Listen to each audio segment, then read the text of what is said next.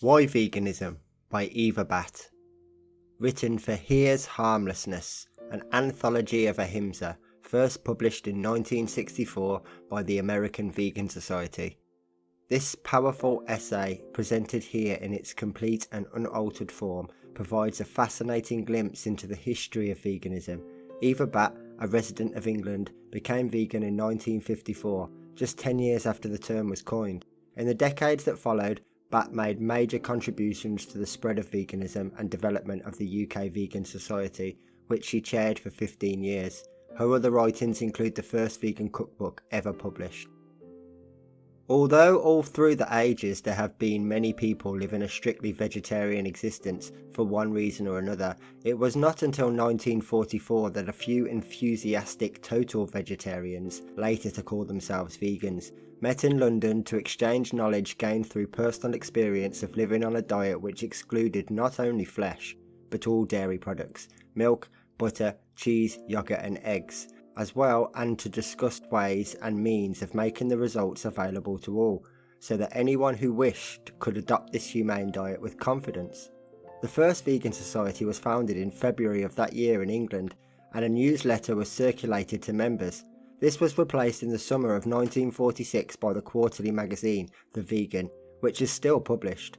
More and more humanitarians joined, with varying degrees of knowledge and experience. Occasionally, enthusiasm was greater than either, and during the next few years, some of these pioneers developed symptoms of diet deficiencies, and a few suffered much, both physically and socially. But it is a direct result of these selfless pioneers that today vegans can embark on this wonderful adventure in compassionate living without fear, and are accepted as almost normal citizens. Since that time, vegans from many other lands have joined with those in the British Isles, and in 1960 the American Vegan Society was formed in Malaga, New Jersey, publishing Ahimsa magazines. As might be expected, close cooperation exists between the two societies. Veganism has always stressed the need for sound nutrition as well as humane diet, the importance of soil conservation and the correct long-term use of the land, so that our heirs should not find this precious heritage eroded, scorched or leached of the essential minerals so necessary for a full and healthy life.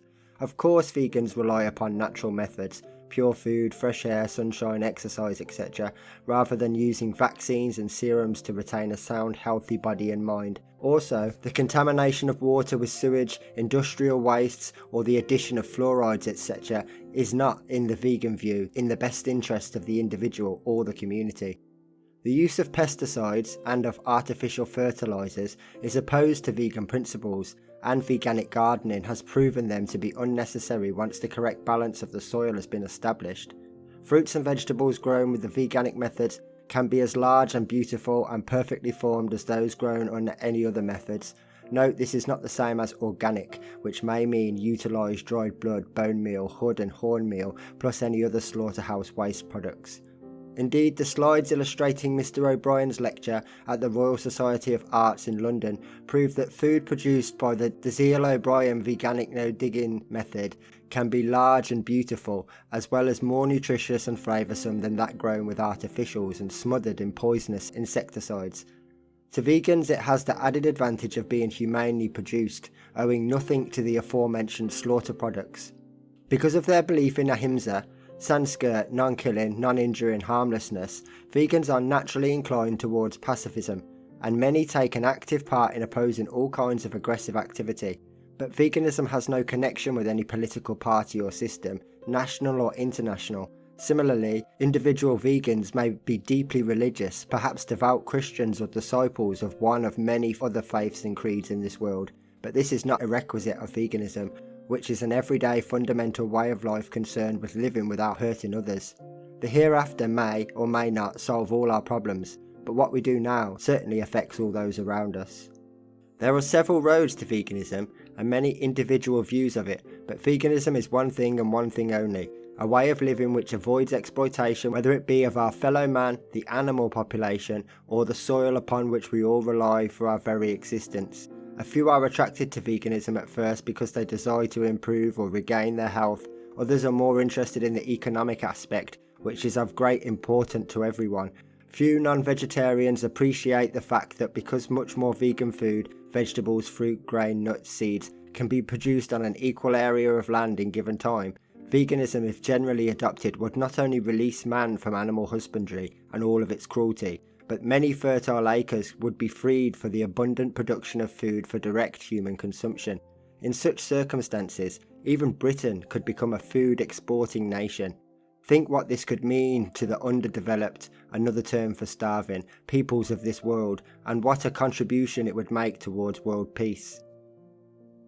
But by far the greatest number of vegans are those who have been moved by compassion to adopt this way of living without hurting. Most have been reared on the usual mixed diet with meat, eggs, milk and fish possibly predominating, but may have been feeling for some time that this could not possibly be the best way to live.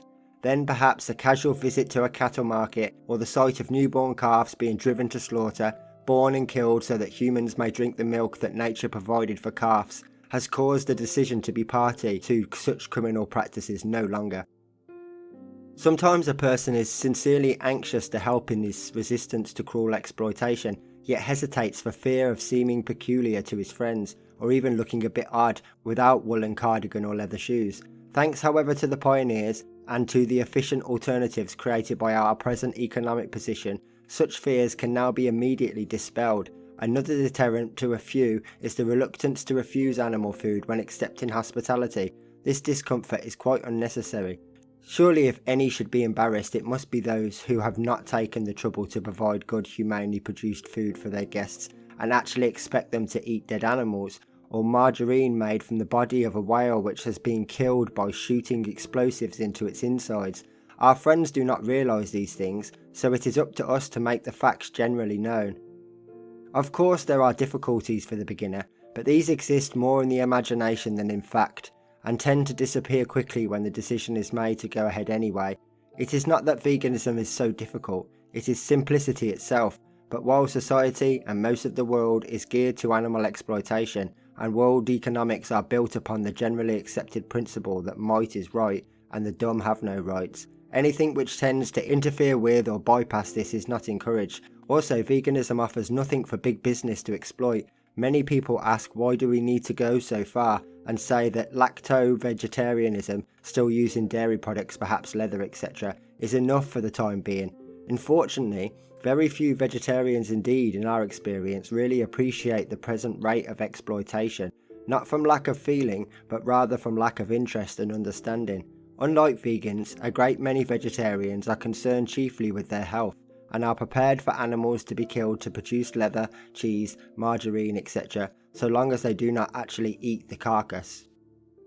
In our opinion, it matters not one jot to the innocent creature whether it is to be slaughtered for human food, medicine, clothing, sport, or such luxuries as ivory ornaments, horn, bone, or tortoiseshell knickknacks, crocodile handbags, or exotic perfume.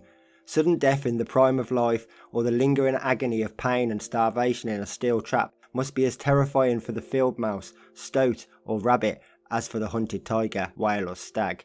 What at first may appear to be a quick death for one creature often means a slow starvation for her young ones as well. Sometimes it is the baby, or rather its skin, which is coveted by man. What the parent seal feels as she grieves over the bloody remains of her clubbed and quickly skinned pup is probably no different from the anguish of the domestic cow on losing her newly born calf. Anyone living near a farm or slaughterhouse has learned the pitiful cries of both mother and calf.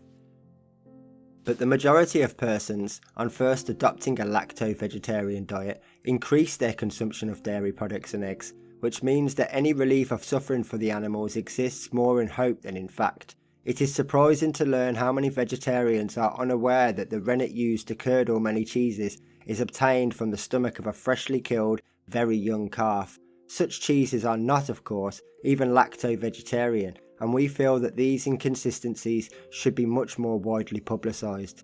If, however, we were to compare degrees of cruelty, it would be clearly seen that of all the food animals, the cow suffers far more than beef cattle. For the cow, for the whole of her life, this soft-eyed, docile animal is regarded simply as a milk machine. She is kept going with drugs and steamed up with hormones, injected with antibiotics, and still has to suffer the horrors of the slaughterhouse when she has at last become unprofitable. Putting veganism into practice will require a little patience, some knowledge of nutrition, which is easily learned and is a most rewarding study, and perhaps a bit of help from other vegans who have acquired local knowledge about the availability in the area of pure foods, humane clothing and household products. Call on your society for help and advice if your particular problem has not yet been dealt with in the magazine. All made-up foods, i.e. biscuits, cakes, ready mixes, pies, puddings, tinned soup, etc. are suspect. They are likely to contain at least one of the following: butter, milk, fresh or dried, honey, cheese, animal fats including whale or seal oil, which for some reason is not always included under the heading by food processors, or eggs. Additional ingredients as fractions from milk or from fat, usually animal, include whey and various lactates, numerous stearates and other fatty derivatives, etc. Apart from this, they are nutritionally inferior to the simpler fresh foods, fruit, vegetables, nuts, seeds, grains, partly because they have been cooked or otherwise processed, and partly because they are also likely to contain some of the 800 recognised but not recommended food additives in the way of chemical dyes, improvers, softeners, preservatives, synthetic flavourings, bleaches, etc, etc, etc. A good working guide for a beginner is, if you can't eat it raw, leave it alone. There are several obvious reasons why it may not be advisable for anyone on an orthodox diet to change overnight to all raw foods, but eating a fair proportion of these is a must for general fitness, as all forms of cooking destroy some of the nutrients in foods. An occasional serving of good homemade soup, conservatively cooked vegetables, wholemeal bread or potatoes baked and eaten with the jackets will add variety and interest to the essential green salads, fresh fruit, nuts and grains. These last may be sprouted with ease and excellent results, which form the basis of a good vegan diet. Catering for non-vegan guests will be a poser at first, but a little shopping around and experimenting will prove that savoury rissoles, nut roasts, cakes, biscuits, tarts and pies in the great variety can be produced from all vegetable ingredients for friends who expect this type of food. This is another challenge, and it gives us an excellent opportunity to demonstrate how attractive, flavourful and varied a meal can be made with absolutely no animal content. Being entertained calls for a little tact and quite a lot of determination. It also necessitates explaining beforehand, as simply as possible, our eating requirements. If our hostess is not to feel embarrassed by our failure to appreciate the delicacies she will otherwise offer. However, everyone can produce some fruit and nuts without any difficulty, with the minimum of preparation, so we need not feel that we are being a nuisance. Nevertheless, on the first such occasion, the hostess is bound to feel that you are not getting enough to eat, but your reassurance on this point can, if handled with diplomacy, add to her education. We find it best to answer all questions fairly briefly and leave it at that. This invariably creates more interest and further questions, which enable us to sow a few seeds without listeners feeling they are being preached to. But veganism is by no means concerned only with food. Vegans deplore the slaughter of exploitation of any creature for any reason. Food, meat, fish, poultry, eggs, milk, butter, cheese, cream, lard, honey, and all made up food containing any of these. Clothing, wool, leather, silk, reptile skins, etc. Adornment, fur, feathers, pearls, ivory, etc. Toiletries, soaps, cosmetics and creams containing animal fats and oils, lanolin, wool fat, and perfume ingredients obtained from animals under grossly cruel conditions. Household goods, hair and wool rugs and carpets, woolen blankets, feather pillows, brushes and brooms made of hair, oils, greases, polishes, etc. that include animal fats in the ingredients. Sports, hunting, racing, shooting, fishing, etc. Amusements, circuses and all acts which include performing animals or birds. Zoos wherein naturally free creatures are imprisoned. National parks and wildlife preserves are so much better and more rewarding for all concerned. Medicines, vaccines, serums, etc. made from animals, not forgetting that millions of animals are used yearly for testing, all kinds of drugs as well as shampoos and beauty products.